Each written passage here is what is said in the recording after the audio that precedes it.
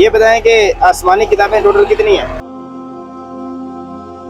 मोहम्मद उस्मान, ये बताएं कि वुज़ू उसके कितने फ़राइज़ हैं? 4। कौन कौन से? कुली करना, नाक में पानी डालना, सिर का मसा करना और पाँव कीटों को पाँव धोना। यार वुज़ू के 4 फ़राइज़ हैं, अफसोस की बात है। सबसे पहले चेहरे को धोना, उसके बाद बाजू को धोना, फिर चौथाई सर का मसा करना और उसके बाद कफन उसमें पाँव धोने। आज ये बताएं कि जब इंसान नापाक हो जाता है तो वो गुस्ल करता है, गुस्ल के कितने फ़राइज़? 3। कौन कौन से? कुली करना, हाँ कुली करना, सर का मसा करना जी। ते पूरे जिस्म पर पानी डालना कि कोई जगह खुश्क ना रहे। आपकी शादी हुई हुई? जी।